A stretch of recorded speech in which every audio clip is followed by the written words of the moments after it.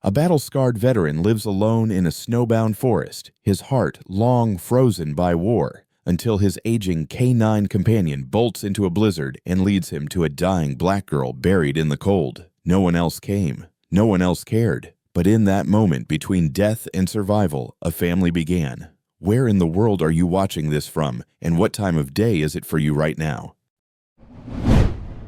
The wind descended like a wild, clawed animal from the jagged mountain peaks, howling with an eerie, almost sentient sorrow. It tore through the towering pines that framed the edges of Evergreen Hollow, its cry echoing off frost-bitten rooftops and into the narrow, silent streets of the town. Evergreen Hollow, an isolated mountain settlement no larger than a breath on most maps, clung to its old stubborn rhythm with a kind of quiet defiance untouched even by the rage of the blizzard now bearing down upon it. Snow fell in thick diagonal sheets, driven sideways by gusts that rattled wooden fences and made the very air ache. Street lamps sagging under the weight of accumulating snow flickered and dimmed, casting elongated shadows that danced across vacant sidewalks like lost spirits. Somewhere, a porch light blinked out. A window hastily shut sealed tight against the cold's relentless assault. And just beyond the town's farthest northern edge, where man-made light surrendered to encroaching wilderness, stood a solitary cabin. Weather-worn, its logs darkened by time and storms, the structure was half consumed by the deep drifts piling like waves against its frame. Snow wrapped it tightly as if trying to claim it for the mountain itself.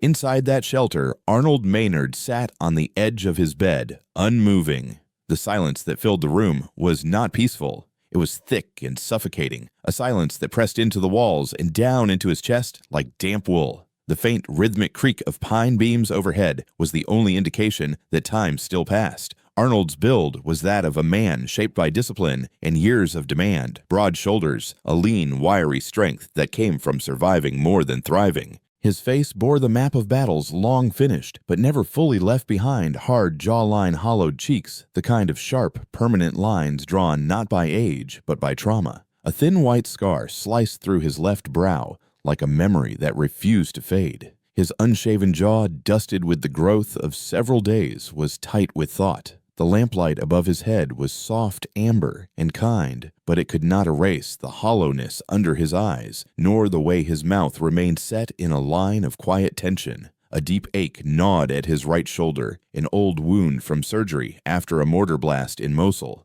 Cold made it worse, and the storm outside wasn't helping, but it wasn't the physical pain that truly kept him from rest. It was the invisible weight that came with silence, a silence that reminded him of smoke and fire of bullets snapping through wind of comrades who didn't come home. Sleep had become a distant idea, and even solitude, once a balm, now scraped raw against his nerves. This cabin was meant to be a place of rest, a 6-week medical leave to recover to breathe. But for Arnold Maynard, true breathing real peace was a stranger. Silence was not relief. Stillness did not bring calm. They were too much like the seconds before everything fell apart. Reaching down with one hand, he found something real. His fingers sank into the thick fur of Max, the old German shepherd, curled loyally at his feet. The dog stirred slightly under the touch, acknowledging it without lifting his head. Max was a decade old now, an age of honor for a canine, but even in rest he retained the bearing of a soldier. His coat, a burnished blend of charcoal and amber, was clean and glossy. His ears, always alert, twitched subtly, and his deep amber eyes watched the shadows with the quiet intensity of one who had seen too much. Max had served beside Arnold in the choking heat of Iraq, in the unstable rubble of Syria. The two had moved through cities reduced to bone and ash, relying on each other more than on any command chain. And once in a narrow alley shrouded in smoke and chaos, Max had taken shrapnel meant for Arnold, throwing his body between man and blast without hesitation. That moment had sealed them brothers in a way blood couldn't define. Max's body had slowed since then, his rear legs stiff and uncooperative in the cold, but his instincts had never dulled. Arnold sighed and rose from the bed, pulling on a heavy flannel shirt over the thin undershirt clinging to his skin.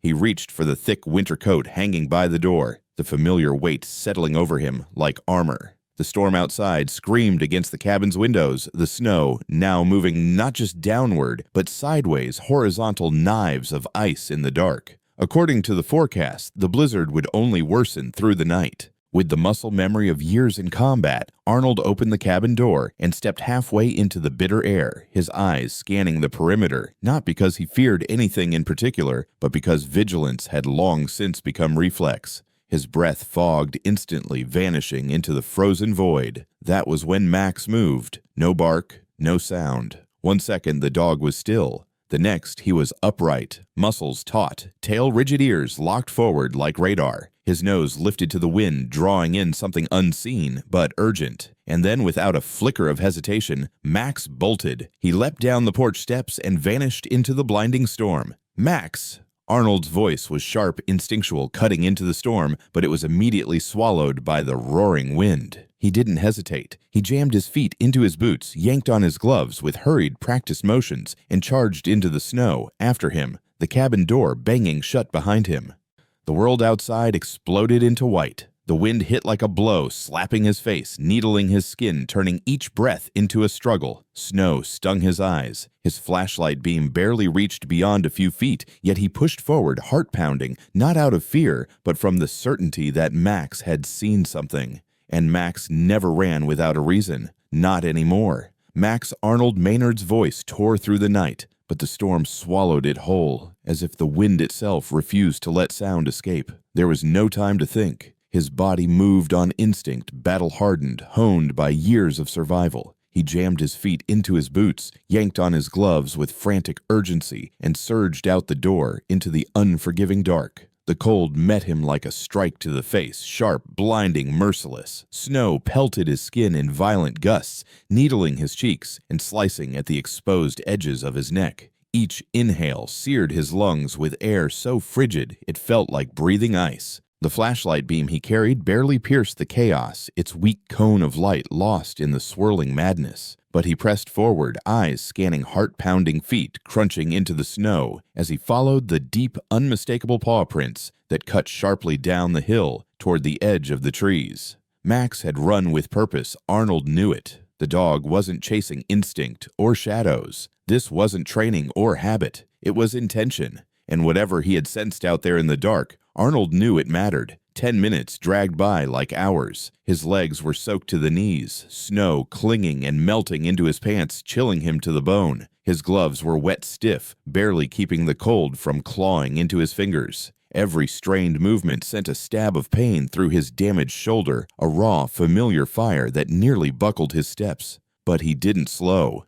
He couldn't. Then he saw Max just beyond the tree line near the edge of Miller's Park, where the old playground stood buried in untouched snow. The familiar contours of the slide and swing set had been transformed into ghostly shapes half submerged by drifts and ice. The slide curved downward like a broken spine, and the swings hung frozen mid-air, still and eerie in the dimness. Max stood at the base of the slide, his body rigid, his head low. His ears lay flat against his skull, and his nose was pressed tightly to the snow. He didn't move, didn't bark, just pointed. Arnold's breath caught in his throat as he approached. It was then that he saw her, a small shape, crumpled, barely visible, a child curled tightly beneath the plastic overhang of the slide, her form partially buried by snow, as if the storm itself had tried to erase her. Her coat was thin, soaked through, torn at the sleeves. One mitten was missing, the other clinging limply to her hand. Her dark skin was tinged with a dangerous blue, her tightly coiled hair plastered against her cheek, frozen strands clinging like ivy. She wasn't moving.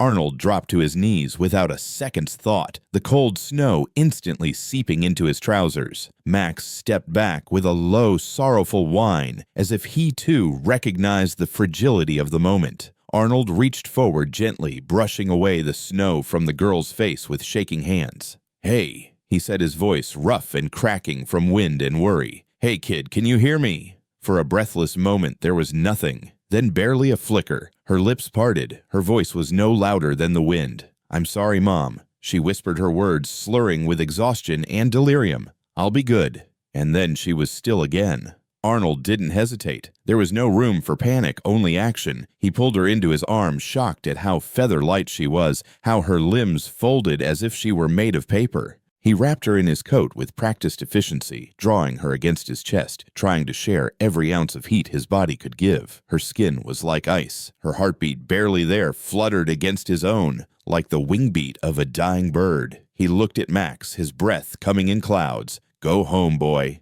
Get the door ready," he ordered, voice firm and clear despite the howling storm. Max took off at once, his body disappearing into the white fury paws silent in the snow. Arnold turned and began the long, punishing climb back. The return was a blur of movement and pain. The forest swayed around him like dark giants, and the wind screamed in his ears. He trudged through snowdrifts, waist deep in places, every muscle burning his shoulder, flaring with each jolt. He nearly stumbled more than once, but he held her tight, never loosening his grip. Her life was in his arms now, and he would not let her slip away. When he finally reached the cabin, Max was already there, pawing urgently at the door. Arnold stumbled up the steps, kicked the door open with the last of his strength, and carried the girl inside. Warmth hit him like a wave. He moved fast, almost automatically. Training overtook emotion. He laid her gently on the old couch near the fireplace, its flames snapping and hissing in protest to the storm outside. Without pause, he peeled off her soaked coat, removed her damp clothes layer by layer, his hands quick but careful. He wrapped her in thick blankets, added hot water bottles to her sides, and rubbed her small, icy hands between his own. Max stood nearby still, and alert eyes locked on the child as if willing her to breathe. Minutes passed, long and quiet and harrowing.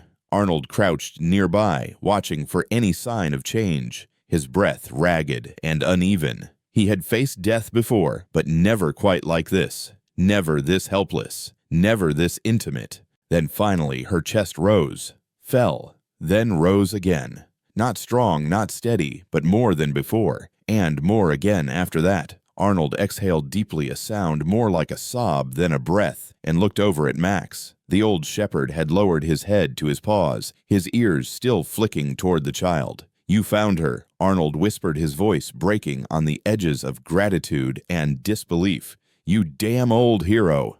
Outside, the storm continued to rage, howling and battering the windows with icy fists. But inside the cabin, a new kind of warmth began to rise, not just from the fire, but from the fragile miracle taking root beneath wool blankets and watchful eyes. A child lay safe. A weary soldier dared to breathe. And Max the dog, who had never forgotten what duty meant, kept vigil over them both. The fire crackled softly in the hearth, its amber light dancing across the knotty pine walls of the cabin, casting warm, flickering shadows that shifted gently with each pop of the burning logs. Outside, the storm raged on with unrelenting fury, snow howling through the trees, rattling against the windows with frozen fists. But inside, the world had slowed to a quiet, reverent hush. The old couch, its fabric worn smooth by years of use, had been carefully transformed into a makeshift recovery bed. Soft flannel blankets were layered atop an old military-issue sleeping bag, and 2 hot water bottles wrapped in faded towels were tucked gently along the girl's sides. It wasn't much, but it was warmth, and for now it was sanctuary.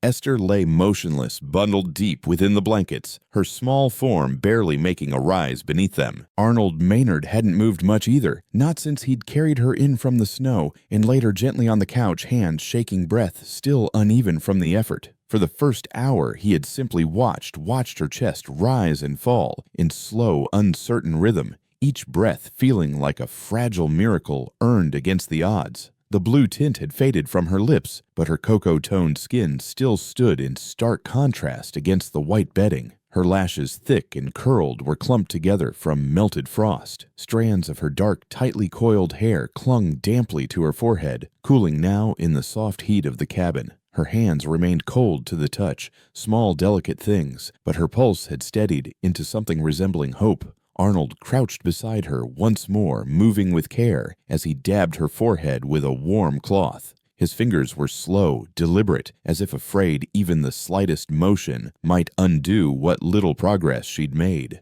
Her sleep was thin, tentative, threaded with tension even in rest. She didn't stir. On the floor nearby, Max lay curled like a sentinel carved from gold and dusk. The old shepherd hadn't made a sound since their return. His tawny coat barely shifted with his breathing, but his eyes remained wide open, fixed on the girl with unwavering attention. He didn't bark, he didn't move. He simply watched, ears twitching occasionally, as though he could hear things no human ever could. Arnold finally stood slowly, stiffly. A hiss of pain escaped through clenched teeth as the deep throb in his shoulder flared an old injury, a souvenir from Mosul where a mortar blast had shattered both his bone and the illusion of safety. He had carried metal inside him ever since, jagged remnants of that day buried deep in muscle. The surgeries had been brutal, the rehab worse. Some pain never really left it, just settled into the body like a tenant who knew it was never being evicted. He walked to the kitchen in measured steps, the weight of exhaustion pulling at every limb.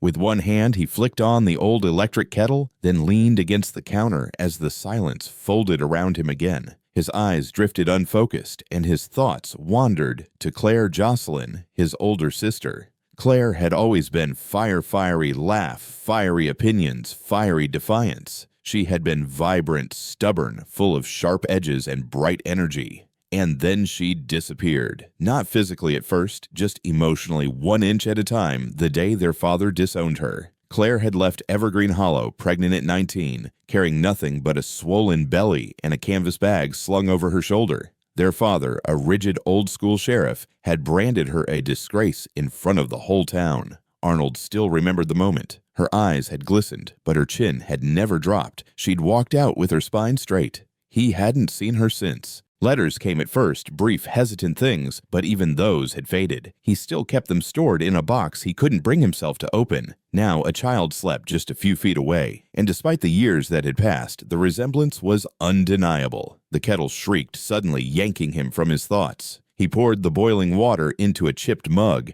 and dropped in a peppermint tea bag, the only non-caffeinated option left in the cabinet. He didn't drink it for the flavor. He just needed something warm in his hands, something grounding. As he turned to return to the living room, something on the floor caught his eye. A small water-stained notebook lay partially tucked beneath the couch. He bent and picked it up, fingers brushing over the warped spine. The words Esther's notes were scrawled across the cover in bold, uneven block letters, the handwriting of a child who had taught herself not to write too loudly. He sat down slowly in the armchair across from her and opened the notebook. The pages were rippled and soft, some corners torn, others smudged from dampness. Inside, dozens of pencil sketches greeted him, some shaky and simple, others startlingly expressive. One image showed a girl sitting alone at a dinner table, a broken chair beneath her. Another, more jagged, depicted a woman with wild eyes and a snarling mouth, pointing an accusatory finger at a dark puddle on the floor. Juice, maybe, or something worse. Page after page painted a story he didn't need. Spelled out he'd seen too many like it, in too many soldiers, in too many broken homes. Arnold exhaled slowly, the sound long and raw in his throat. He placed the notebook gently on the side table, then looked to Max.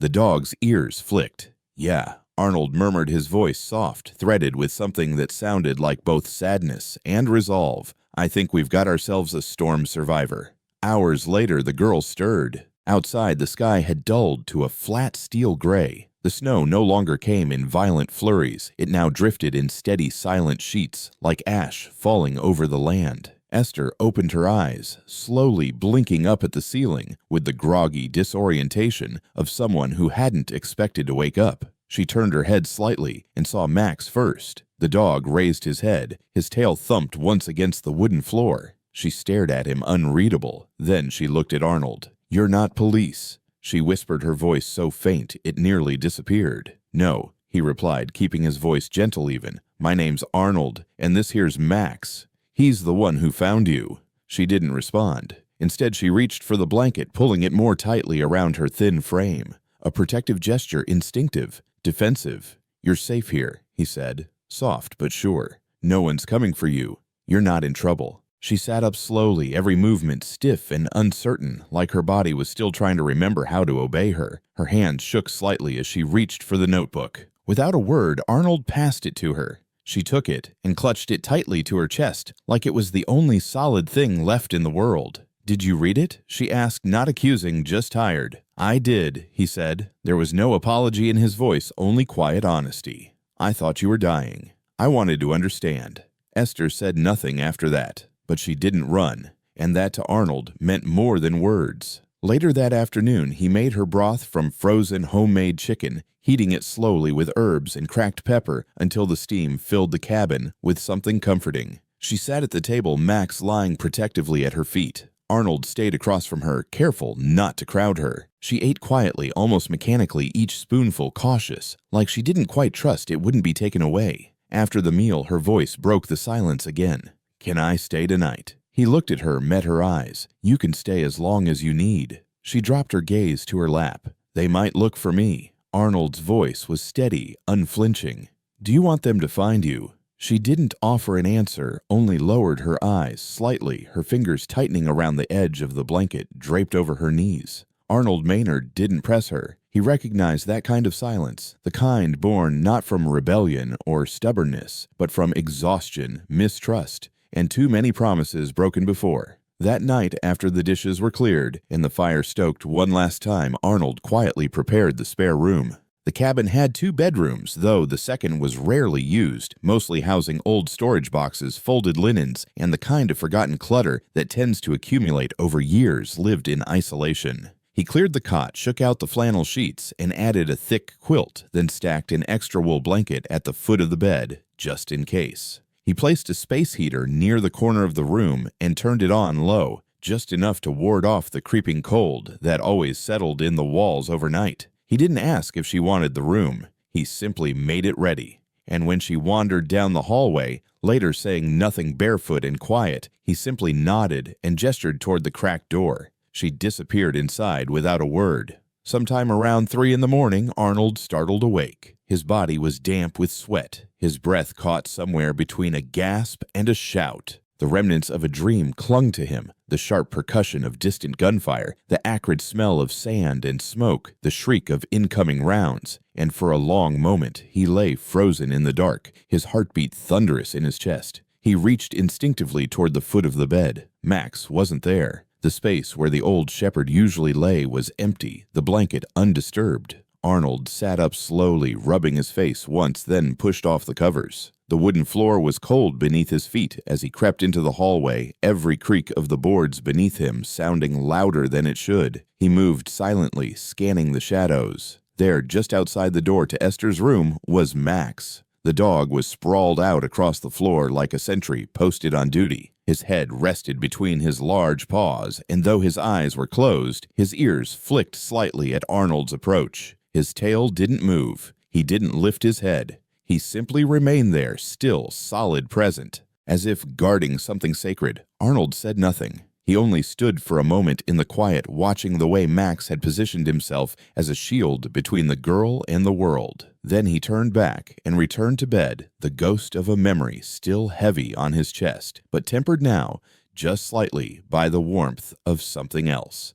Something like trust. By morning, the blizzard had gentled into something more delicate, almost reverent. Snowflakes drifted lazily outside the cabin windows, suspended in air like ash from a slow-burning fire. The storm's fury had passed, leaving behind a soft white hush that blanketed the forest in silence. Inside the fireplace crackled low, its light flickering against the walls in soft gold. Esther sat curled in a blanket near the hearth, her small frame hunched forward, just slightly, knees pulled up close to her chest. Max's head rested in her lap, his body curled at her side in the same protective posture he had kept all night. She hadn't said much since waking. Barely a handful of words had passed her lips, but Arnold noticed the way her small hand rested gently on Max's fur fingers, moving in quiet, rhythmic strokes. It wasn't mindless. It was deliberate, like she needed to touch something alive, something steady, to remind herself she was still here, still safe. The television remained off.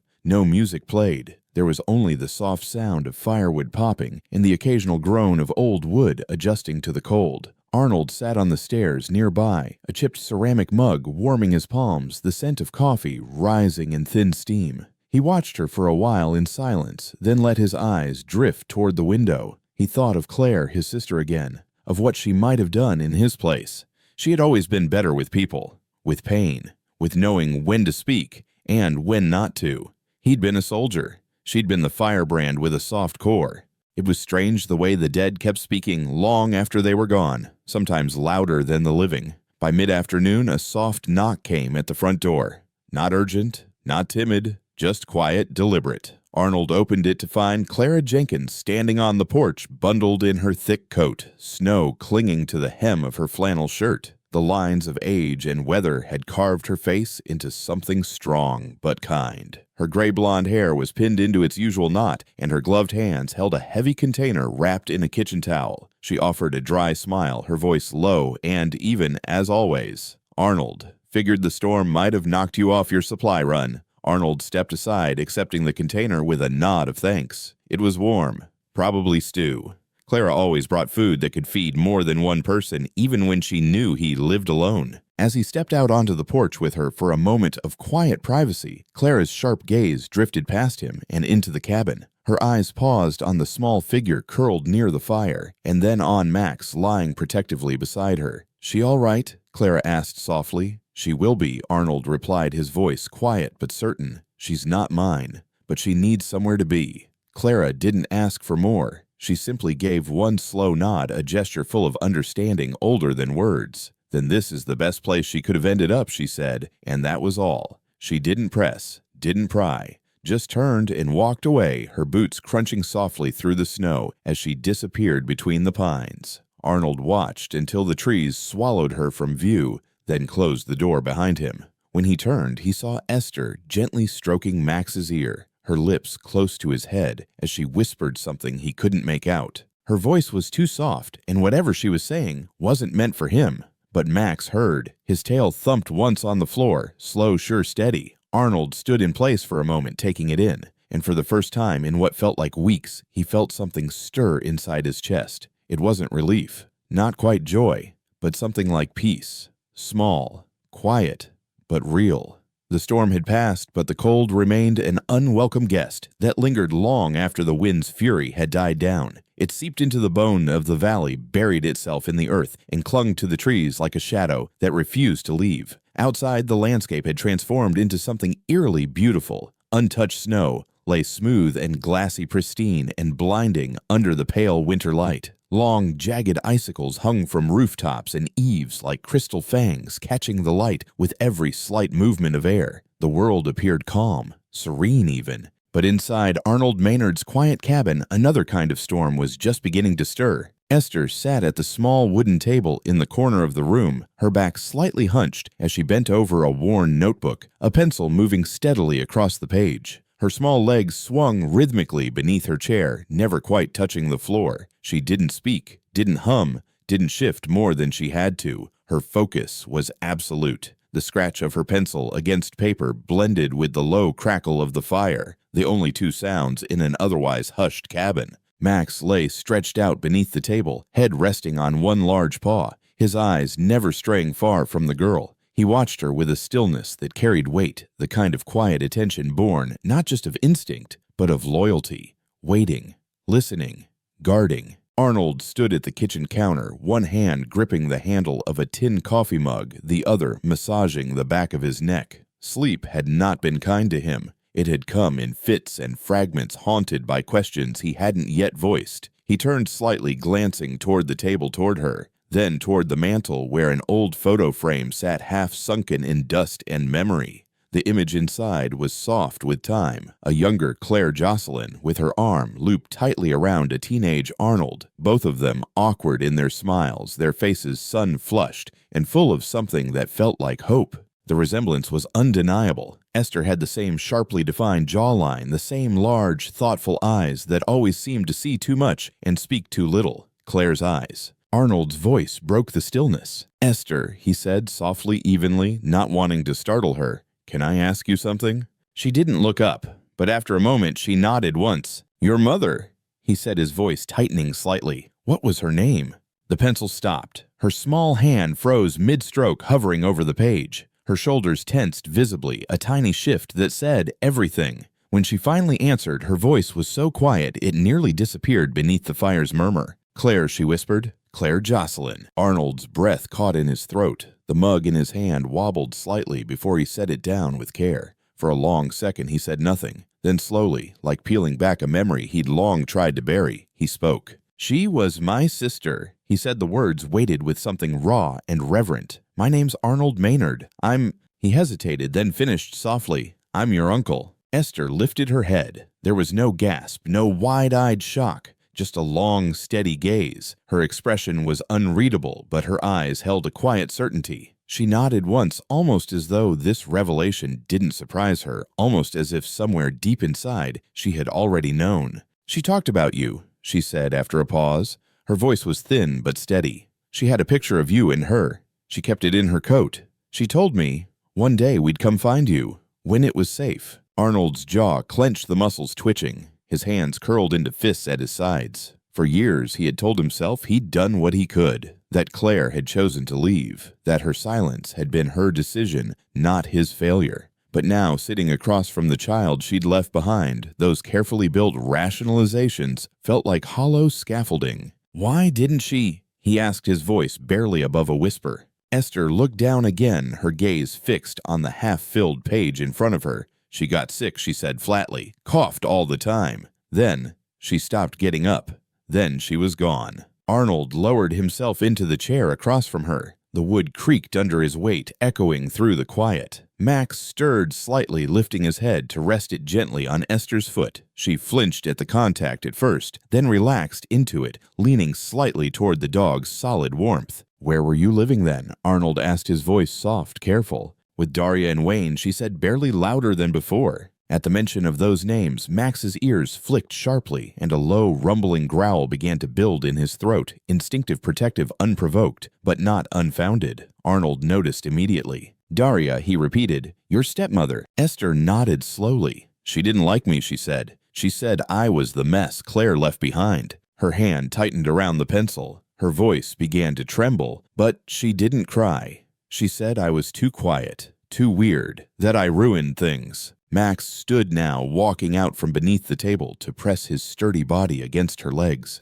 Esther leaned into him, her shoulders trembling slightly as she fought to hold herself together. "She told everyone I stole Bella's game at her birthday. She made me clean everything while they had cake." Her voice grew hollow. "Then she said I couldn't sleep inside anymore." Arnold's fingers twitched, a restrained anger sparking just beneath the surface. He stood and walked across the room to the old secretary desk, tucked beside the bookshelf. Dust coated the top. Claire used to sit there writing letters she never mailed. He pulled open the top drawer and began rifling through its contents. Old envelopes, faded receipts, forgotten poems, childish sketches. And then he found it. A sealed envelope, aged to yellow, with his name scrawled across the front, in Claire's unmistakable hand, Arnold. He returned to the table, sat down again, and opened it carefully. The paper inside was soft, delicate with age. Her handwriting curved in uneven lines, emotional and unsure. "Arnold, if you're reading this, I probably couldn't tell you in person.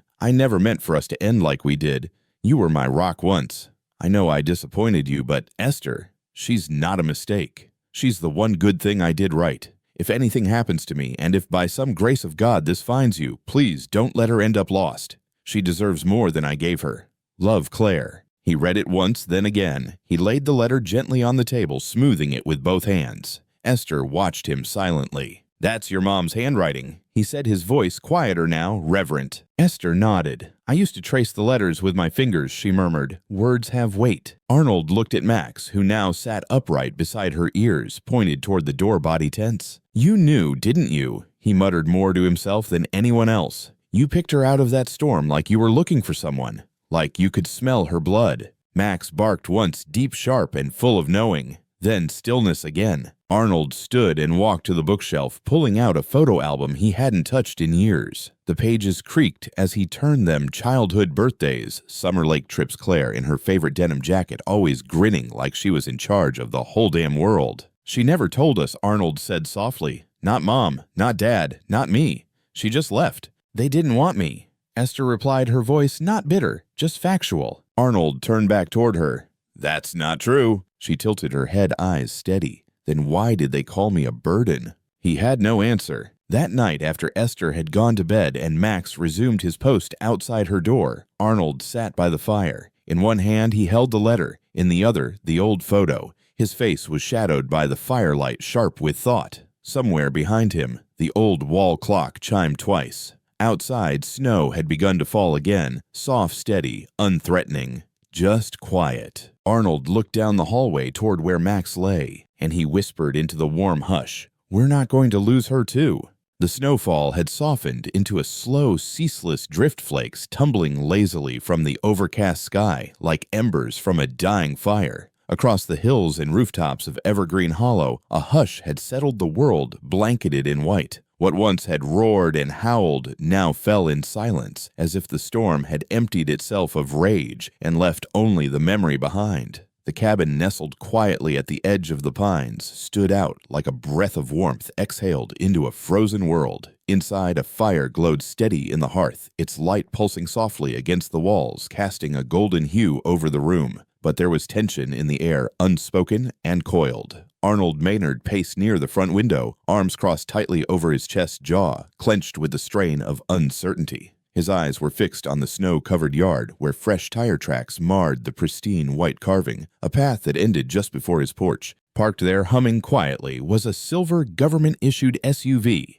its design impersonal, its presence unmistakable. A thin stream of steam rose from its hood, vanishing into the cold, like a disappearing breath. Behind him, Esther sat curled on the couch, her legs tucked beneath her both hands, wrapped around a warm mug of milk. She didn't speak. Her eyes were fixed on the fire, but her mind seemed far away. Max lay pressed against her side, his head draped protectively across her lap. Every now and then, his tail gave a slow thump, steady and sure, a silent message, "I'm here." It had been 10 minutes since the two figures had stepped out of the SUV. Arnold had watched them from the window, had seen the way they lingered near the vehicle, organizing papers, exchanging clipped words that were too quiet to hear. Now footsteps approached the front steps, measured, deliberate. Then came the knock. Not hurried, not hesitant, official. Arnold opened the door. The first was a woman in her early 40s, wrapped in a forest green wool coat, dark slacks tucked neatly into practical boots. Her posture was composed, her demeanor direct without being cold. This was Shania Jones, a senior social worker from the Regional Child Protective Services office. Her skin was a rich cocoa hue, her short-cropped natural hair barely brushed by snowflakes. Gold-rimmed glasses framed sharp, intelligent eyes, eyes that had seen too much, yet still held space for compassion. When she spoke, her tone was clear and measured. "Mr. Maynard, I'm Shania Jones. Thank you for reaching out." Beside her stood Officer Miles Redding, the department's CPS liaison. A stout, pale man with a neatly trimmed gray mustache, Redding held a clipboard pressed tightly to his chest like a shield. His sheriff's uniform was pristine from the polished boots to the crisp creases in his slacks, but there was a heaviness in his eyes, a kind of practiced detachment learned over years of witnessing too many broken stories. Arnold nodded. "Come in." They entered with a flurry of cold air, shaking snow from their shoulders as they stepped inside. Shania's eyes swept the room, quick but attentive fireplace furniture, the child on the couch, the dog at her side. She paused briefly at the sight of Max, but nodded in approval at the calmness in his eyes, the way he didn't rise or bark, just watched. Esther shrank slightly as they came closer, her shoulders rising subtly, but Max didn't move. His gaze followed every footstep with alert precision. "I understand this is Esther, Claire," Jocelyn Shania said, gently crouching down until she was eye level with the girl. Her voice softened. "Is that right, sweetheart?" Esther gave a single nod. She didn't speak. Instead, she reached for her notebook and hugged it to her chest. "We won't stay long," Shania assured her. "We just want to understand what happened. I read the report Mr. Maynard submitted. It's troubling." Arnold handed over a manila folder he'd prepared the night before. Inside were copies of Claire's letter, several of Esther's drawings, and a faded photograph of Claire smiling tired, holding an infant Esther outside a clinic in Billings. Shania took the file, flipping through its contents with the fluid practice motions of someone who had seen too many cases but still cared enough to look closely. "Do you know where her guardians are now?" Officer Redding asked without looking up from his clipboard. Arnold nodded. "They live in town. Daria and Wayne Lawrence." Redding made a note, scratching something down with a squeak of pen against paper. Shania closed the folder gently and stood. "We'll need to speak with them." An hour later, the living room looked different. The warmth remained, but something else had entered the space, a pressure like the room was holding its breath. Esther stood half hidden behind the hallway arch, barely visible in the dim light. Max remained close, his body angled protectively in front of her. His ears twitched. His posture was tense, watchful. Across from Arnold stood Daria Lawrence, arms crossed over her chest, lips pressed into a thin line of rehearsed concern. She was in her late 30s, dressed in a sleek cream turtleneck beneath a designer wool coat. Her blonde hair was pulled into a tight ponytail, and her makeup, flawless, deliberate, gave her the appearance of control. But the hard glint in her eyes betrayed something else, a simmering frustration, sharp and cold as glass. Beside her stood Wayne Lawrence, quiet and forgettable in his navy windbreaker. His receding hairline and tired posture spoke of years spent saying as little as possible. His hands were shoved deep in his coat pockets, his mouth drawn into a straight line that neither defended nor denied, just endured. Daria was the first to speak. "Esther ran away," she said firmly, her voice clipped and formal. "This whole situation is a misunderstanding. She's troubled, withdrawn. We tried therapy, extra support, but she refuses to engage. And now this." Wayne nodded slowly, said nothing. "She stole from our daughter," Daria continued. "A very expensive electronic game. We found it hidden under her mattress. Then she vanished that night. We were frantic." As she spoke, Max let out a low, unmistakable growl. The sound was soft but filled the room. A warning. Daria froze. Shania glanced toward the hallway, then back at the girl. "Esther," she called gently, "would you like to say anything?" There was silence. Then Esther stepped out. She held her notebook tightly in both hands. She walked forward with quiet deliberation and knelt beside Max, her fingers curling into the thick fur at his neck. Her voice, when it came, was small, thin as thread, but clear. "I didn't take it," she said. "Bella put it there. Her mom told her to." Daria inhaled sharply, ready to speak, but Shania raised one hand. "Let her finish." Esther's voice began to tremble, but she didn't stop. "They made me sleep in the laundry room. I wasn't allowed to eat with them. If I spilled something, I didn't get dinner. I didn't go to Ava's party because I wasn't clean enough." Shania's eyes flicked to Officer Redding. His pen moved quickly. "I slept on a mat next to the freezer," Esther added, her gaze dropping to the notebook in her lap. "Sometimes they forgot I was there." Silence settled again, heavy, unavoidable. Shania took a breath, slow and steady, and looked directly at Daria. The social worker's expression hadn't shifted, but something in the air had. And Arnold Maynard stood quietly in the corner, his fists clenched at his sides, his heart hammering beneath his ribs, knowing without doubt this child was never going back. Arnold Maynard stepped forward without hesitation, the weight of his decision anchored in every line of his body. His footsteps were measured, purposeful, as he handed Shania one final document, thin, folded carefully, but carrying the undeniable weight of truth. It was a handwritten statement from Mrs. Clara Jenkins, a retired schoolteacher who lived 2 houses down from the Lawrences. Clara, silver-haired and sharp-eyed in her 70s, had called Arnold earlier that week after recognizing Esther's face in a community bulletin. Her note, though brief, was impossible to ignore. The script was neat, confident, and edged in quiet outrage. "I saw that girl outside in the snow with no coat more than once. I offered her hot chocolate once, and Daria told me to mind my own business. That girl was scared." Shania accepted the letter with a small nod, her expression unreadable as she unfolded and scanned it. Her eyes flicked once toward Daria, then back to the paper. Without comment, she folded it again and slipped it into her folder. "Do you have anything else to say, Mrs. Lawrence?" she asked calmly, her voice steady, composed, but with an unmistakable edge of finality beneath the professionalism. Daria's facade, until that moment perfectly intact, finally cracked. Her voice trembled brittle with anger and self-justification. "We were doing our best." She snapped her arms, tightening around her torso. "She's not our daughter. We didn't sign up for this kind of burden." And then Max barked. It was loud, sharp, decisive, not aggressive, not uncontrolled. But it sliced through the room like a judge's gavel. Esther flinched slightly at the sudden noise, but then, unexpectedly, she smiled. Just a small curl of the lips, not at the bark itself, but at the certainty of it. As if something essential had just been declared and affirmed. A line drawn in the snow, and this time it would not be crossed. Shania sighed, her breath slow and deliberate. She closed the folder with both hands, tucking it neatly under her arm. "I'll be filing an emergency petition for protective custody," she said, her tone clear and unshakable. "Effective immediately. Esther will remain in Mr. Maynard's care while we complete a full investigation. If necessary, we'll escalate this to family court." Daria's mouth opened slightly, a rebuttal trembling on her tongue, but no words came. She shut it again. Wayne Lawrence looked down at his boots, scuffed and damp with melting snow, and said nothing. No one objected. No one tried to stop them as Shania and Officer Redding gathered their things and turned toward the door. Before she left, Shania paused and crouched once more beside Esther, her presence quiet and reassuring.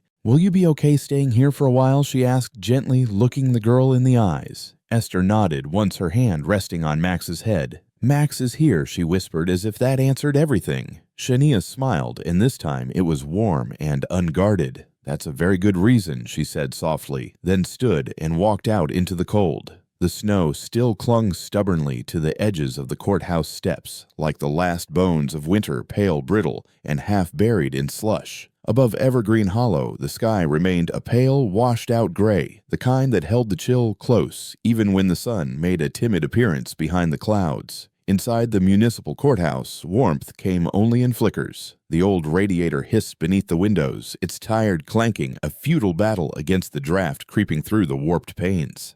The courtroom itself was modest, utilitarian oak benches, polished smooth by decades of use, fluorescent lights that hummed overhead like they were on the edge of giving out, and a judge's bench that leaned ever so slightly to one side, as if time itself had nudged it off balance. Arnold sat on one of the benches near the front, his shoulders squared beneath a freshly pressed navy blazer, the same one he'd worn to Claire's funeral. His broad frame filled the space, his posture disciplined, but the tightness around his jaw and the weariness in his eyes betrayed the truth. He had barely slept, his right shoulder still stiff from surgery, and old wounds ached with each adjustment, but he didn't move unless absolutely necessary. At his feet lay Max. The German Shepherd's thick fur had been brushed until it gleamed, his collar polished to a quiet luster. Though he was calm, there was an unmistakable alertness in the way his eyes followed every movement, as if he were waiting for the next order or watching for a threat no one else could see. Next to Arnold sat Esther. Her small legs dangled above the floor, swinging slightly with each nervous fidget. She wore a navy peacoat and brown corduroy pants that Clara had mended the night before, the patches so meticulously sewn they almost looked like part of the original fabric. Her dark hair had been gathered into a loose braid, her cocoa-colored skin still marked faintly with the shadows of old bruises now fading.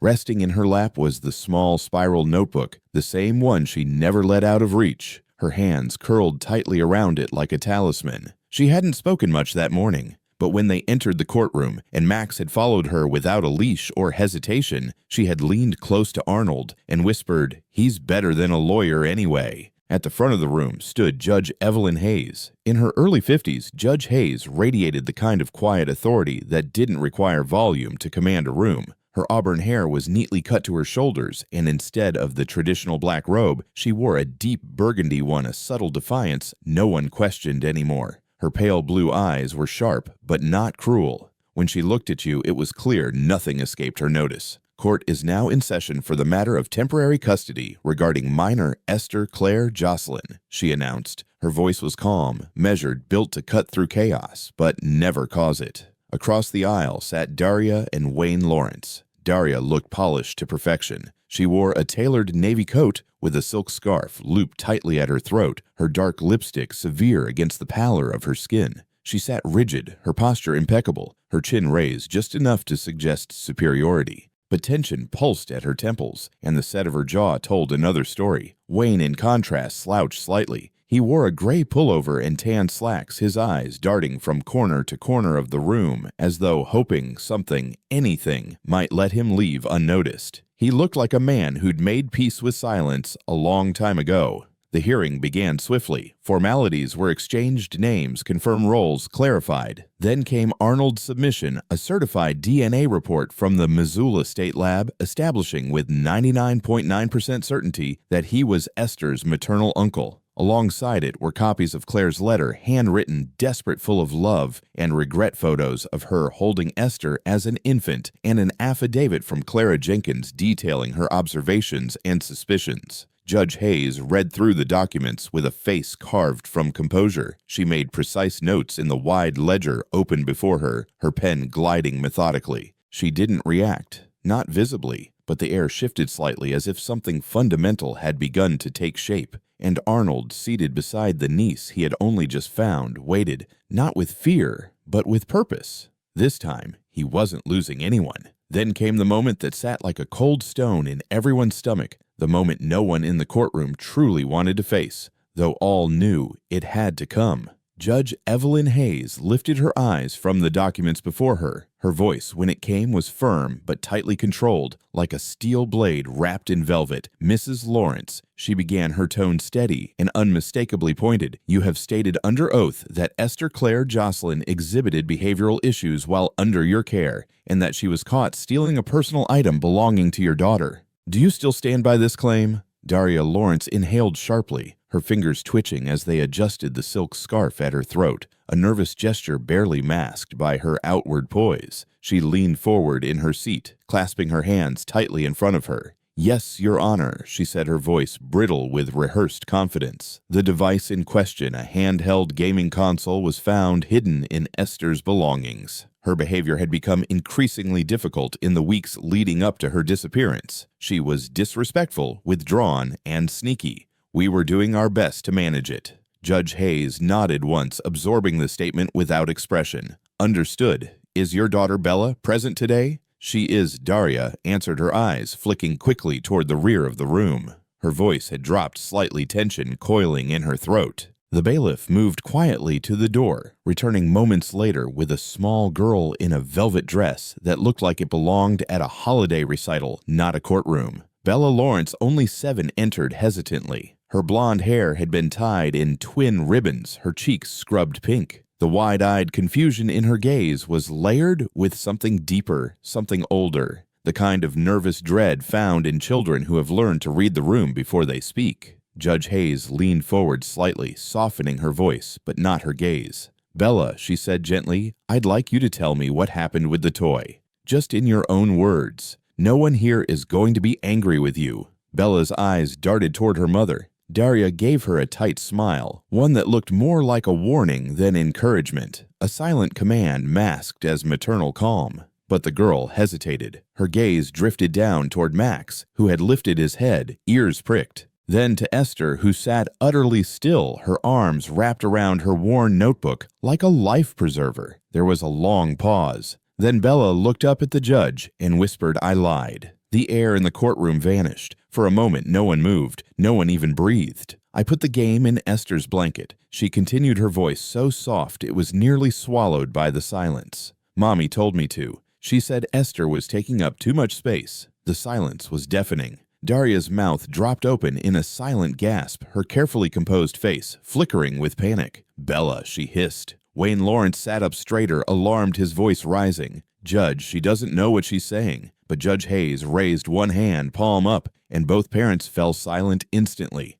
Her eyes had never left the child. "Thank you, Bella," she said, calmly, writing in her ledger. "You may return to the hallway now." Bella nodded and turned quickly, the small heels of her shoes tapping a staccato rhythm against the tile as she disappeared down the corridor. Daria shot to her feet, her voice cracking with desperation. "She doesn't understand. She's just a child. She's been under stress. This entire situation has been traumatic for all of us." But before another word could be spoken, Max rose. He didn't growl. He didn't bark. He simply stood tall, steady, and silent. And then he moved slow and deliberate, placing himself directly between Esther and Daria. His presence was like a wall of fur and muscle, immovable and undeniable. He didn't bare his teeth. He didn't need to. He was a protector, and he had decided. Daria froze, her mouth still open mid-sentence, the sound dying in her throat. Her carefully constructed world seemed to teeter just slightly. Judge Hayes arched one brow, not mockingly, not cruelly, but with the quiet authority of someone who had seen the truth walk into a room uninvited. Apparently, she said dryly, "Not everyone finds her presence so threatening." And suddenly, it was as if the courtroom exhaled, a collective wordless breath of relief. The storm had broken, and something like clarity had begun to settle in its place. That was when Esther spoke. Her voice, though quiet, was clear, stronger than it had been since she entered the room. "I don't want anything," she said, still looking down at Max, who stood like a shadow by her side. "Not toys, not clothes, not cake." She paused, and her voice cracked just barely. "I just want to live with Max." The courtroom went still again. He doesn't yell. He doesn't lie. She continued, her voice trembling but unwavering. And he stays. Arnold Maynard closed his eyes for the briefest moment, the knot in his chest loosening at last. The sound of her words hit harder than anything he had prepared for, cutting through his defenses like a blade of light. It was simple, and it was everything.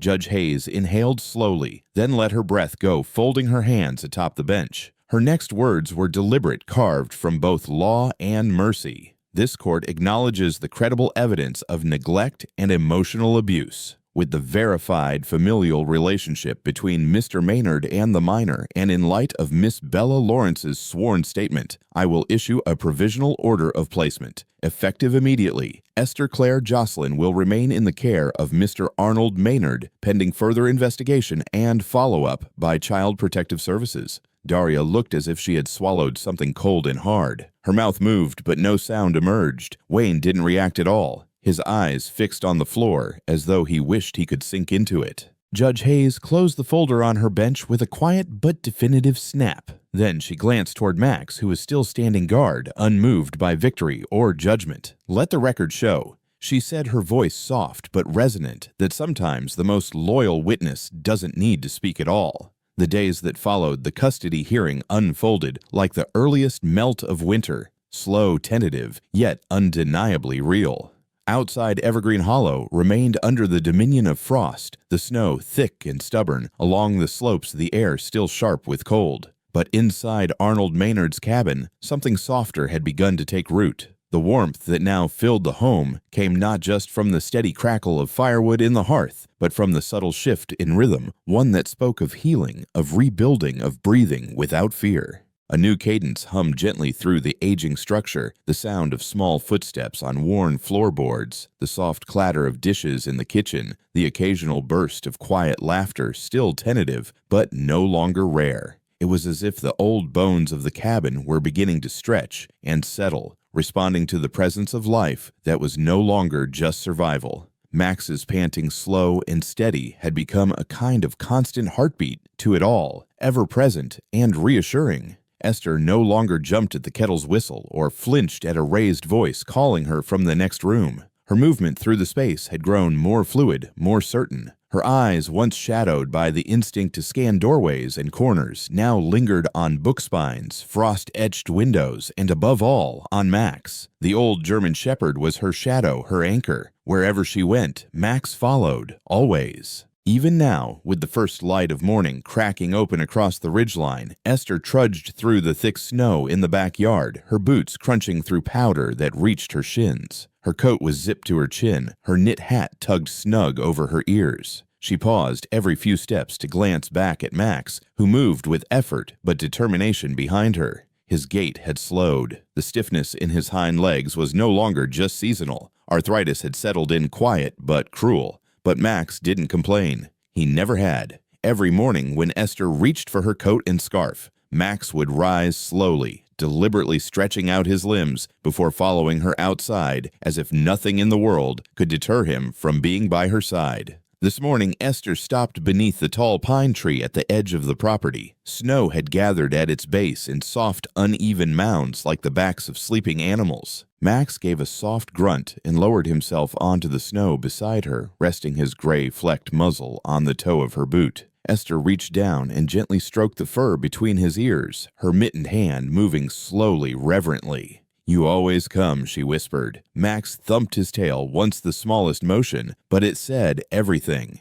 Inside the cabin, Arnold stood at the kitchen window, watching the two of them with a mug of coffee held loosely in one hand. His other hand rubbed absent-mindedly at the scar under his collarbone, a dull ache that returned with the cold, a reminder of the shrapnel and surgeries and desserts far from this place. He had seen the changes in Max, how the dog hesitated at the top of the stairs now, how he sometimes waited patiently for help, unwilling to risk the jump. He hadn't said anything to Esther. Not yet. Not when she had only just begun to laugh again. Not when her smile was no longer something brief and borrowed, but something real, something earned. He wouldn't burden her with the knowledge that Max's years were catching up to him. Instead, Arnold set down his coffee, walked to the cluttered storage room off the kitchen, and began pulling things from the shadows, warped, lumber-frayed traction mats, rusted nails. The snowblower sat untouched in the corner, as useless as the hunting gear that hadn't seen a field in years. None of that mattered. What mattered now was the ramp. It wasn't elegant, but it was strong, just wide enough for Max's body, the frame simple and stable, lined with grip strips for traction. By the time Esther and Max returned indoors, cheeks flushed and pants soaked from snow, the ramp was already affixed to the edge of the porch leading down into the yard. For Max, Arnold said simply, gesturing toward it. Esther looked at the ramp, then at him. Her expression shifted: recognition first, then gratitude, then something deeper. "So he doesn't have to jump?" she asked, walking to Max and wrapping her arms around his thick neck. "He's not as springy as he used to be." She hugged him fiercely. "You're still my best boy," she whispered. That night, after a dinner of grilled cheese and tomato soup, the fanciest thing ever, Esther had proclaimed. With mock seriousness, they gathered around the fireplace. The warmth soaked into the walls, into their bones. Max curled beside her feet, nose resting on the edge of a blanket, his breathing slow and content. Arnold sat nearby in his favorite chair, a paperback open in his lap, though he wasn't reading. He was watching her. Esther sat cross-legged, a book of poetry resting across her knees. She traced each line with her fingerlips, moving soundlessly as she read. She seemed to be absorbing the rhythm of the words, the shape of the stanzas, like a new language she was beginning to understand. "Arnold," she said, her voice suddenly breaking the quiet.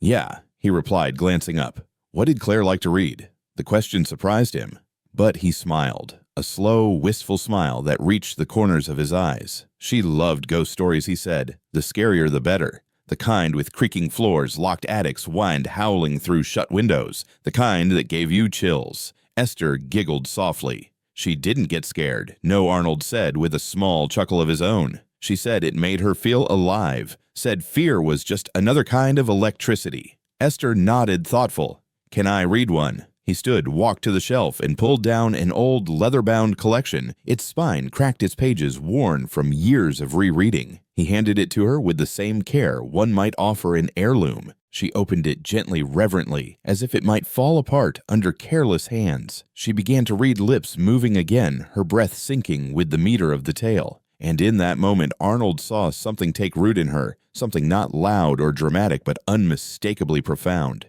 It was peace. Not silence, not stillness. Peace, the kind that settles into a soul when it no longer fears being unloved, when safety is no longer a question but a promise. And as the fire crackled and the snow continued to fall quietly beyond the windows, Arnold knew they had turned a corner, together. That night, while a gentle curtain of snow fell outside in thin silver threads, silent and steady, like nature tucking the world in, Arnold Maynard paused outside Esther's door. The hallway was dim, bathed in a soft amber glow from the firelight that flickered down the corridor. He reached for the doorknob, hesitated for a moment, then pushed it open just wide enough to peer inside. The room was warm, the air scented faintly with lavender and old wood. A small lamp on the nightstand cast a golden halo across the space, its light pooling gently over the bed where Esther lay curled beneath the quilts. Her sketchbook rested beside her on the mattress, half open, a pencil still tucked between its pages.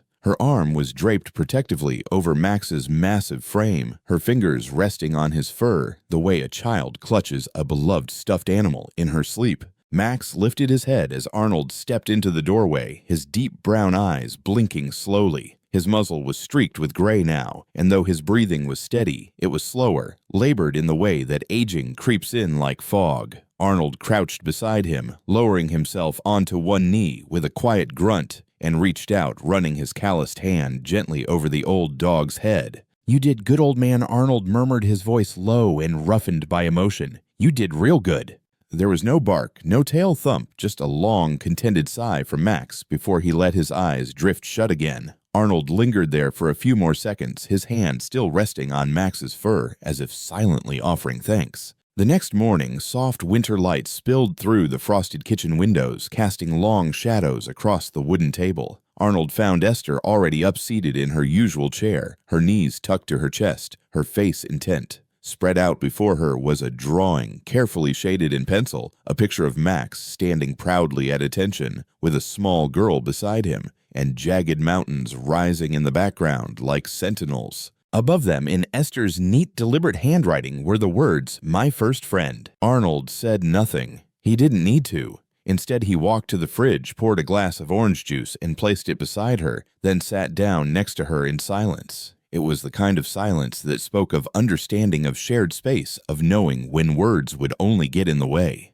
Later that week, Clara Jenkins stopped by, as she often did. She never came empty-handed. That morning, it was blueberry muffins, still warm, tucked into a soft cloth bag, with a red ribbon tied carefully at the handle. She brushed snow from her coat as she stepped into the cabin, the cold clinging to her boots. "Thought you could use something sweet," she said with a smile, her voice always calm, always steady. Clara had that presence about her, tall and lean, with eyes like worn sea glass and laugh lines etched deep into her cheeks. She moved through a room like someone who had seen enough of life to stop trying to impress it. "Esther around?" she asked, handing Arnold the muffins. "She's in the yard with Max," he replied, nodding toward the back window. Clara walked over, peering outside. Her gaze softened. "He's slowing down," she said quietly, her voice barely more than a breath. "I know," Arnold replied, his voice tight. A pause. "You going to tell her?" He shook his head. "Not yet." Clara nodded, her expression tinged with a sadness that needed no explanation. "When you do, be gentle." She's stitching herself back together, but the thread's still thin. "I will," Arnold promised. Before she left, Clara crouched down and kissed Esther on the forehead, brushing a strand of hair back from the girl's cheek. She knelt beside Max, too, rubbing behind his ears in that familiar way only longtime dog lovers knew. "You're a good dog," she whispered. "Don't worry, she's got people now." Outside, the snow had changed. No longer vicious in its descent, it drifted slow and soft, as if the world had taken a deep breath and finally decided to rest. The pines were blanketed in velvet white, their limbs sagging gently under the weight. The storms had passed, but their echoes remained. Inside the cabin, life found a rhythm again. The air was filled with the scent of worn books and chamomile tea. Esther hummed softly in the mornings as she drew her tunes low and wandering. Max's nails clicked gently across the wooden floor, and Arnold moved through it all with a quiet gravity, his injured shoulders stiff as ever, his steps occasionally faltering beneath the weight of memory, of regret, of something he still couldn't name. One afternoon, while tidying up the room that had once been Claire Jocelyn's and now belonged to Esther, Arnold opened a dusty drawer. Inside, beneath old scarves and brittle envelopes, he found something small and black. A voice recorder, the kind with buttons that clicked when pressed, old and half forgotten. It was one Claire had used during her short time doing freelance interviews for a small local station. He hadn't seen it in years. On a whim, he wiped it off and pressed play. At first there was static, then a rustle, then her voice. Not the fierce, defiant Claire he remembered, but a version worn thin, softer, sadder. A mother, a woman running on borrowed strength. "I don't know who will ever hear this." Her voice crackled. "Maybe no one. Maybe I'll toss this in the drawer and forget it, but I just needed to talk to Esther. My Esther." Arnold froze. "You're sleeping next to me." The recording continued. "We have no heat. You keep kicking your blanket off, and I keep pulling it back. You smile in your sleep, I think. I think you'll be okay someday. Someone will see you for what you are. Not a burden, not a secret. Just a little girl who hums when she draws and holds crackers out for birds, even when you know they won't come." Her voice wavered. "I wish I'd been brave enough to bring you back to Montana, but they made it clear they didn't want you. Not really. Not after what happened. And maybe I was a coward. But maybe your uncle will be stronger than me. If this ever gets to him, Arnold, I'm sorry. But please, if she finds you, don't make her apologize for existing. Just let her be." The recording ended in silence. Arnold sat there for a long time, the recorder still clutched in his hand, his throat tight. The walls around him felt smaller. The room was full of things left unsaid. But outside the door there was laughter again, and the scrape of a pencil, and the slow, steady breath of a dog who had stayed. And he knew exactly what he had to do next. The recorder clicked off with a soft finality, and for a long while, Arnold Maynard didn't move. He remained seated in the quiet of the small room, the device resting in his palm like a delicate weight. Around him, the silence pressed in, not heavy or menacing, but profound, like standing still in snowfall. There was no thunderclap of realization, no cinematic moment of epiphany. Just a slow, aching unraveling deep in his chest, as if something old and long dormant had finally been set free. He turned the recorder over once in his hand, then rose slowly, each movement deliberate. The weight of what he'd just heard wasn't in the words themselves, it was in the love beneath them, the regret, the hope. The voice of Claire Jocelyn, once so fiery and stubborn, now soft and raw and human. He carried the recorder with both hands as he walked into the living room, where the fire still glowed low in the hearth, casting flickering shadows across the worn floorboards. Esther was curled up beside Max near the fireplace, her small frame folded in on itself, legs tucked beneath her like a cat in repose. She was reading aloud, her voice quiet and a little raspy from the dry winter air, tracing each word with care. From a battered children's book. Max blinked up at her, his head resting on his outstretched paws, ears twitching now and then, with every rise and fall of her voice. It was a picture of calm, fragile, peaceful, real. Arnold knelt down beside them, the recorder resting gently in his hand. "Esther," he said, his voice low and steady. She looked up. "I found something," he continued, offering the small black device toward her. "It belonged to your mom. I think she meant for us to hear it." She reached out with quiet hands, her expression unreadable. When she pressed play, the room held its breath. Claire's voice filled the space once more, warm and tired and tender. Esther didn't speak. She didn't move. Her fingers trembled, but her eyes stayed fixed on the recorder, as if she were trying to memorize every breath, every syllable. When it ended, she didn't cry. She turned her gaze to Max, and then back to Arnold. "She thought I smiled in my sleep," she whispered. She was right.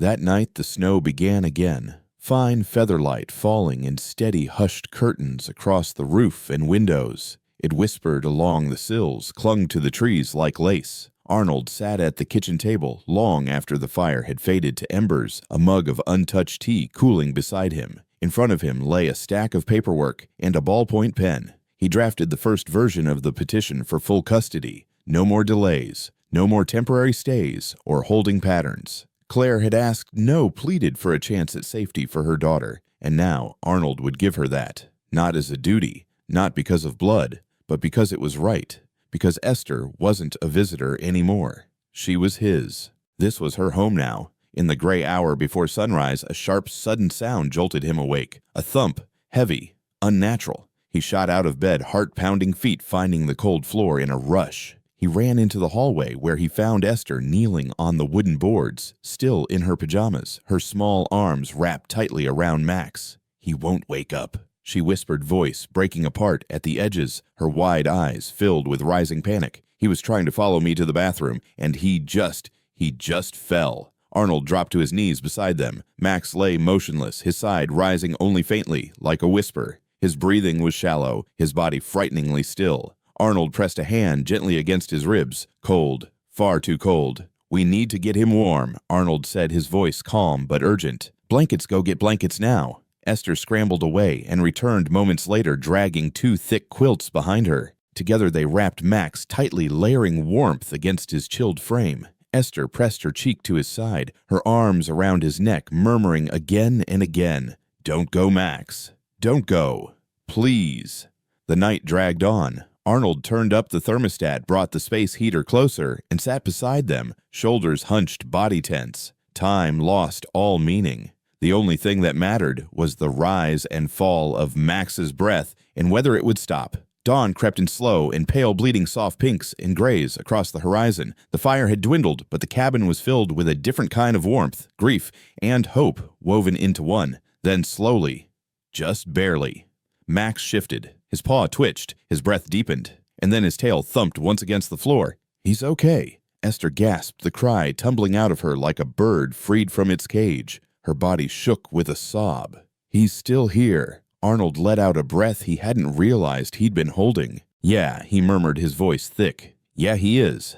Esther looked at Max, still curled beside him, and whispered fiercely, "You're not allowed to leave yet." Max blinked up at her, groggy but awake, and something passed between them, something Arnold didn't have words for, something sacred. Later that afternoon, the vet arrived for a home visit. She examined Max carefully and confirmed what Arnold already suspected: his collapse was likely due to cold stress and overexertion worsened by age and arthritis. He needed rest, gentle care, no more long romps through snowbanks. After the vet left, Esther stayed beside Max, her fingers combing gently through the fur behind his ears. "He saved me in the snow," she whispered, her voice quiet and steady. "Now I'll save him." Arnold didn't respond. He reached for his phone, his hand steady, and called Shania Jones. "It's time," he told her. "I want to make it permanent. She's home now." "We're home." Days later, in the hushed stillness of a small-town courtroom that smelled faintly of pine cleaner and damp wool, they made it official. The world outside was quiet, and white snow draped over the streets like a fresh beginning. Inside the courtroom was modest mahogany benches, wood-paneled walls, and a seal of the state that loomed overhead like a silent witness. But even here, amidst the formality and protocol, there was warmth. Esther sat beside Arnold, her legs swinging from the bench, unable to reach the floor. She wore a soft blue sweater Clara Jenkins had knitted for her, its yarn thick and warm sleeves rolled back carefully. Her hair had grown past her shoulders, a soft braid holding it back from her face. In her lap rested a small worn teddy bear, missing one button eye, its fur faded with age and comfort. Max lay curled at her feet, cleaned and brushed his body, tired but upright. His eyes were sharp, his posture proud, his head lifted, not just as a companion, but as a guardian. He wasn't just watching, he was standing witness. The judge entered with quiet authority. Judge Margaret Albright was a woman in her late 60s, with a tidy gray bun, deep lines etched across her brow, and eyes that possessed the remarkable ability to either melt or pierce, depending on the truth they were offered. She wore glasses on a chain and a wedding ring, though no one had seen her husband in years. Her voice when she spoke was soft, but never uncertain. "Let's begin," she said, folding her hands calmly on the bench. Elias stood in his pressed navy blue shirt and weathered khakis. He looked every bit the soldier, attempting to relearn softness. His jaw was clean-shaven, his dark hair neatly combed, but there was always a faint shadow in his eyes. Post-traumatic stress didn't leave a man untouched, only managed. Still that morning, Elias's voice did not shake. He submitted the final papers, the full custody petition, heartfelt letters from Lena's counselors, glowing character references from Clara and the school's principal, and a precious copy of Grace's voice recording. Then, as if it were nothing extraordinary, he handed over a newly issued, freshly inked birth certificate, Lena Grace Thorne. The judge adjusted her glasses, read in silence for a few moments, and then looked up at Lena. "Miss Lena," she said, her voice warming considerably, "do you understand what's happening today?" Lena nodded, her gaze fixed on the judge. "I think so. Would you like to say anything?" Lena looked to Elias, then down at Max, who nudged her hand gently. She took a deep breath.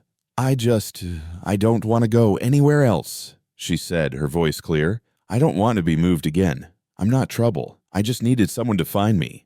Max did. Then Elias did. And now, I don't feel scared anymore. The judge's gaze held hers a moment longer before she offered a gentle, genuine smile. "Thank you, dear." Then softly but firmly, the gavel fell, the sound echoing through the quiet room.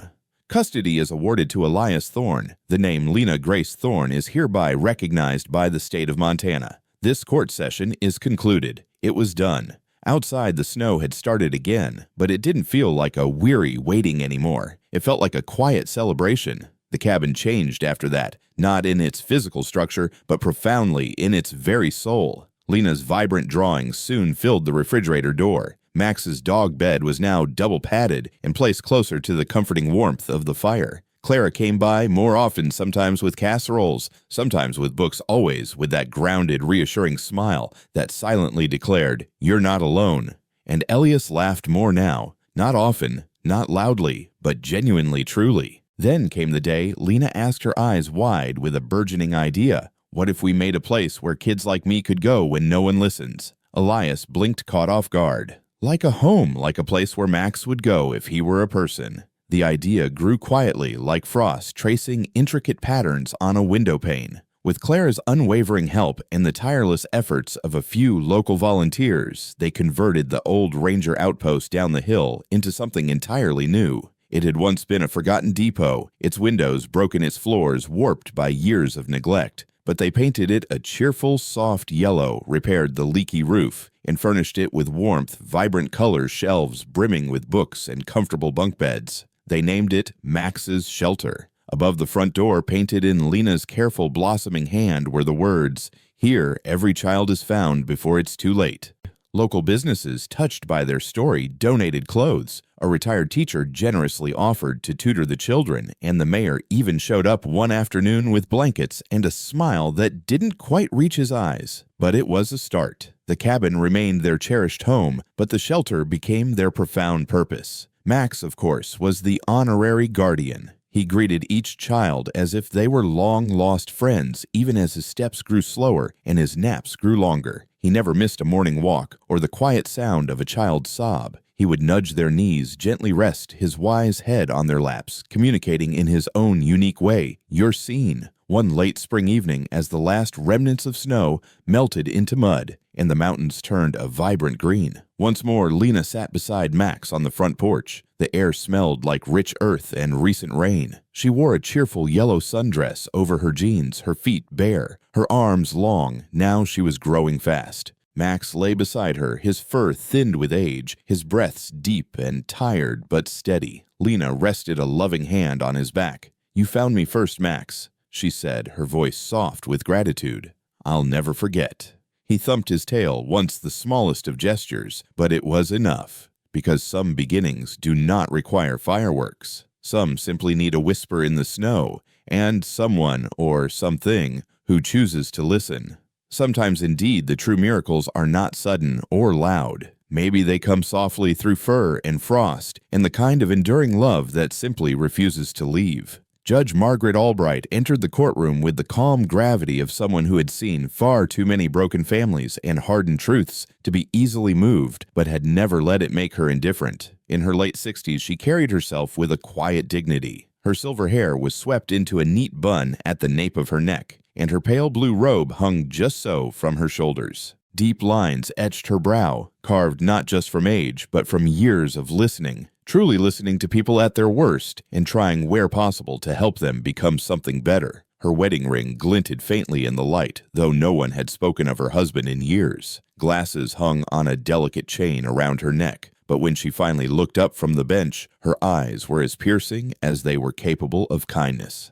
"Let's begin," she said softly, her voice unwavering, folding her hands atop the desk in a practiced, deliberate gesture. There was no gavel just yet. Only her attention fixed and clear. Arnold Maynard stood slowly dressed in a navy blue dress shirt that still bore faint creases from the ironing board that morning. His khaki pants were clean but worn at the knees. The soldier in him was unmistakable there, in the upright posture, the squared shoulders, but so was the gentler man he was becoming, the one learning how to soften without breaking. He had shaved carefully that morning, combed back his dark hair, and even polished his boots. But there was still that shadow in his eyes, residue from wars both foreign and personal. He submitted the final stack of papers with a steadiness that surprised even him, the petition for full custody, letters from Esther Clare, Jocelyn Maynard's school counselor and therapist, glowing character references from Clara Jenkins and the school principal, and perhaps most sacred of all, the preserved voice recording from Claire Jocelyn, the mother they'd both lost, and the bond they now both carried forward. Then, as if it were no more than an afterthought, he added a newly printed birth certificate. It was official, the name written clearly across the top, Esther Clare Jocelyn Maynard. Judge Albright adjusted her glasses, scanned the pages, and then paused, looking over the rim of her lenses at Esther. "Miss Esther," she said, and her voice took on the warmth of someone genuinely interested.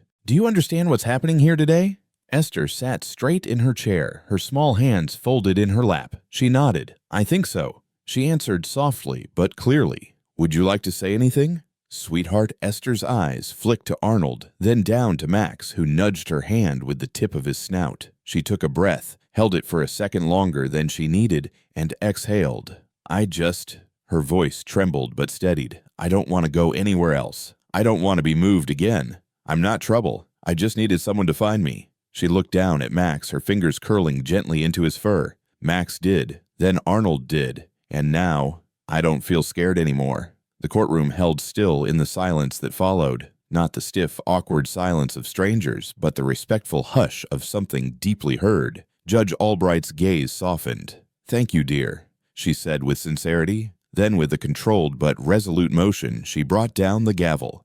The sound cracked through the stillness, not jarring, but final, affirming. Custody is awarded to Arnold Maynard. The name Esther Claire Jocelyn Maynard is hereby recognized and upheld by the state of Montana. This court is adjourned. And just like that, it was done. Outside snow had begun to fall again. Not the fierce, bitter snow of winter's wrath, but the slow, gentle kind that hinted at change, at release, at the soft miracle of things coming full circle. It no longer felt like the weight of something unresolved. It felt like grace. The cabin shifted after that, though nothing visible had changed. The beams still groaned in the cold. The fireplace still crackled. But now, drawings in colored pencil and wax crayon bloomed on the refrigerator door. Mountains trees Max mid-leap. His dog bed was moved closer to the fire, lined with extra padding and old quilts. Clara Jenkins came by more often, always with something in hand, casseroles, soup jars, old books with creased spines, or just her steady presence. Arnold, in turn, found himself laughing more, not loudly and not often, but in ways that felt honest.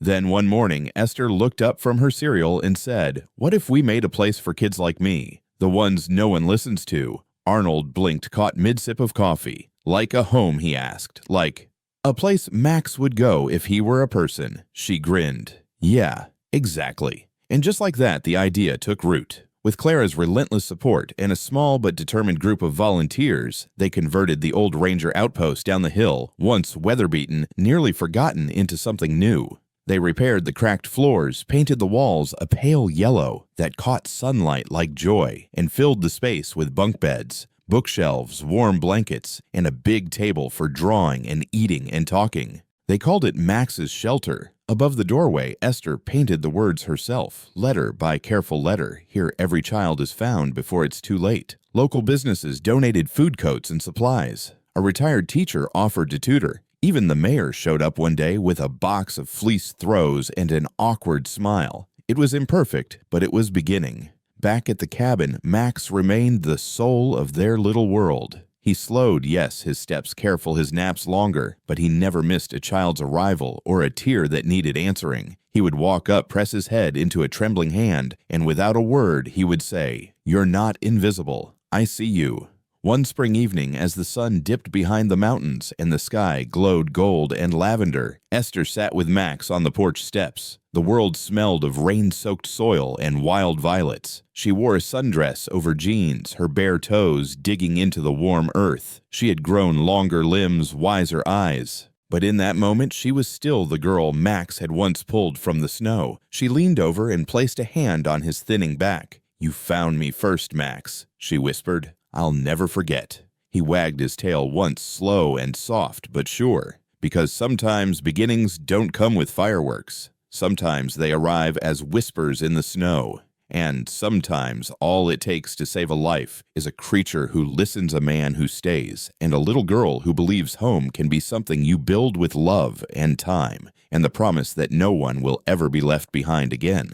Thank you truly for staying with us until the final page of this journey. If you're here, it means you felt something too. Maybe it was the quiet courage of a retired soldier dog, or the unspoken strength of a girl who survived a winter storm with nothing but hope in a hero with 4 legs. Stories like this remind us that sometimes the greatest rescues aren't loud, they're steady, loyal, and covered in fur. This K9 rescue story wasn't just about survival in a blizzard. It was about the unbreakable bond between animal and human, the kind that saves lives in the moments that matter most. We'd love to know, where are you watching from in the world? What did this story stir in you? If this emotional animal story touched you, please consider leaving a like, subscribing to support the creator behind this channel, and sharing your thoughts in the comments. Your support means more than words can say, and it helps keep these stories alive for Max, for Esther, and for all the quiet heroes still waiting to be found. From all of us here, thank you. See you in the next chapter. Join us to share meaningful stories by hitting the like and subscribe buttons. Don't forget to turn on the notification bell to start your day with profound lessons and heartfelt empathy.